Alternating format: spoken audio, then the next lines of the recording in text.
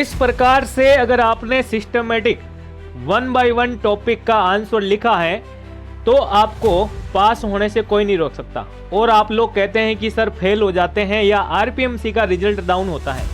अगर आपने ये 5 गलतियां की हैं तो जरूर आप फेल होगे दोस्तों। इन 5 गलतियों के ऊपर अगर आपने सही तरीके से काम कर लिया तो आपको पास होने से कोई नहीं रोक सकता। यहां तक कि मैं बात करूं आपके अच्छे मार्क्स आ जाएंगे हर एक सब्जेक्ट के अंदर अगर आपने ये टेक्निक अपना ली तो। हाय एवरीवन, मैं राम सैनी एक बार फिर से आप सभी का सुदर्शन पैरामेडिकल के इस ऑनलाइन प्लेटफॉर्म पर हार्दिक स्वागत करता हूं। दोस्तों आज के इस विशेष वीडियो में हम बात करने वाले हैं राजस्थान पैरामेडिकल काउंसिल से जो प्रिपरेशन कर रहा है, यानी जो डिप्लोमा कर रहा है, एकेडमिक सेशन की हम बात करेंगे। यहां पे हम बात करेंगे कि डीआरटी, डीएमएलटी, डीओटी या डीईसीजी के अलावा भी खूब सारे डिप्लोमा हमारे इस संस्थान से होते हैं। तो आप लोगों के रिजल्ट जो है डाउन रहता है, इसकी क्या कारण है दोस्तों?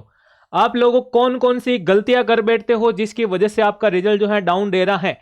तो इन 5 गलतियों के बारे में हम बात करेंगे। अक्सर स्टूडेंट इन गलतियों को दोहराता है, तो इसे आपको नहीं दोहराना है दोस्तों। इस वीडियो के अंदर हम बात करेंगे दोस्तों कि ये सारी चीजें अगर आपने काम में ले ली तो आप जो है फर्स्ट अटेम्प्ट के अंदर ही पास हो जाओगे। तो सबसे पहले हम बात करेंगे दोस्तों कि अगर आपने मेरा टेलीग्राम नहीं ज्वाइन किया तो बिल्कुल आप ज्वाइन करें। राजस्थान पैरामेडिकल काउंसिल से संबंधित जो भी कंटेंट है मैं यूट्यूब पे करवा रहा हूं, या आपको जो आपके बोथ मीडियम के नोट्स के कंटेंट है वो भी आपको यहां पे अवेलेबल होगा।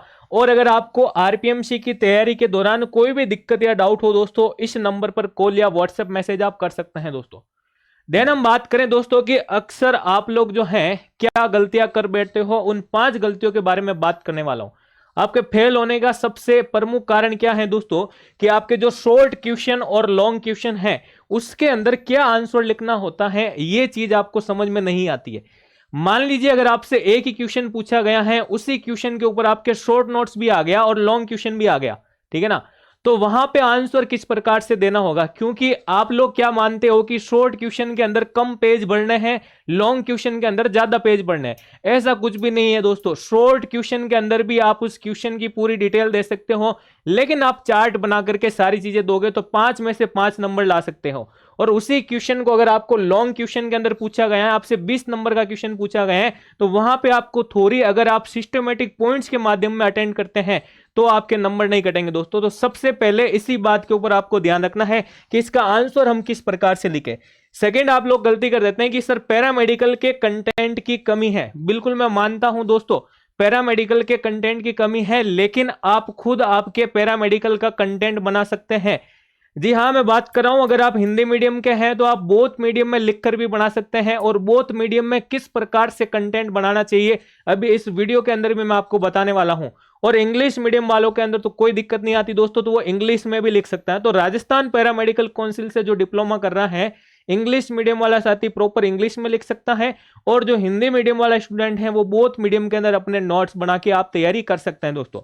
तीसरी गलती की हम बात करेंगे दोस्तों कि आंसर रिटन प्रैक्टिस नहीं कर पाते आप दोस्तों। मैं अभी भी कह रहा हूं अगर आप हिंदी मीडियम से हैं और पैरामेडिकल का डिप्लोमा कर रहे हैं तो आपके जितने भी प्रीवियस ईयर के पेपर हैं या जहां से थोड़ी आप पढ़ रहे हैं उसके क्वेश्चन बनते हैं, तो उनके आंसर लिखने की आप प्रैक्टिस जरूर करना। अगर आप ये प्रैक्टिस नहीं करते हैं और फर्स्ट टाइम आप जाके सीधा एग्जाम ही अटेम्प्ट करते हैं तो आपके बेगानी निश्चित है, क्योंकि आपको नहीं पता होगा कि कौन से क्वेश्चन के अंदर क्या देना होता है, यानी क्या लिखना होता है, किस पॉइंट के बाद क्या पॉइंट लिखना।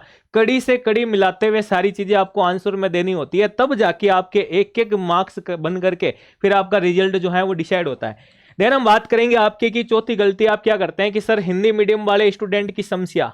तो हिंदी मीडियम वाले स्टूडेंट की समस्या जो है ये आपके नोट्स की समस्या है दोस्तों, आपके कंटेंट की समस्या है। तो आज मैं आपको इसी के अंदर बताने वाला हूं अभी कि कैसे आपको बोथ मीडियम में नोट्स बनाने।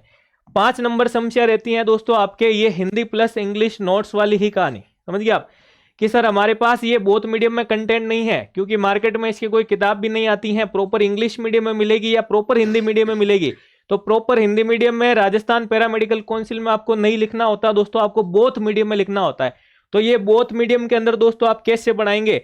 मान लीजिए सबसे पहले मैं बात कर रहा हूं कि ये बोथ मीडियम में नोट्स ऐसे बनाने होते हैं जैसे ये किसी एक क्वेश्चन का पार्ट है अपने आरबीसी काउंट का ही। इसके प्रिंसिपल में देखो ये बोथ मीडियम के नोट्स बना रखे हैं, ठीक है ना। तो इस टेक्निक के आधार पर दोस्तों आप जो है अपने बोथ मीडियम के नोट्स बना सकते हैं और हिंदी मीडियम वालों के लिए ये समस्या जो है बिल्कुल खत्म हो जाएगी भाई। इसे आप देखना अच्छे से, ये सारी चीजें आपको यहाँ पे मिल जाएगी दोस्तों।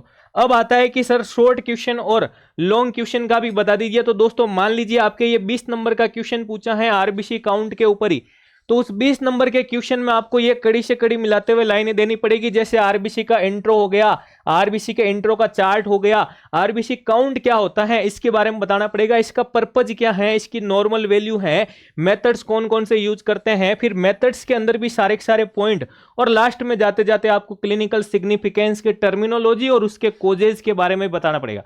तो ये सारी चीजें अगर आप सिस्टमेटिक लिखते हैं ना दोस्तों, पॉइंट टू पॉइंट कड़ी से कड़ी मिलाते हुए, तो आपके 20 नंबर वाला क्वेश्चन भी आपको आसान लगेगा। और 5 नंबर वाले क्वेश्चन में आपको शॉर्ट रूप में, यानी कि तो आपको शॉर्ट चार्ट के बेसिस पर बना के भी आंसर देना होता है, तो वहां से भी आप 5 नंबर बिल्कुल आसानी से ला सकते हैं दोस्तों। देन मैं बात करूं कि अगर कोई ईसीजी की तैयारी कर रहा है, ईसीजी का डिप्लोमा कर रहा है, तो उनके लिए भी ये कंटेंट देखो बोथ मीडियम में दे रखा है दोस्तों। इस प्रकार से आपको बनाना होता है। जैसे ये इंट्रोडक्शन टू ईसीजी के बारे में दे रखा है, जो आपके फर्स्ट यूनिट के अंदर दिया हुआ रहता है, तो आप ऐसे नोट्स दोस्तों बना सकते हैं इसी आइडिया के अकॉर्डिंग।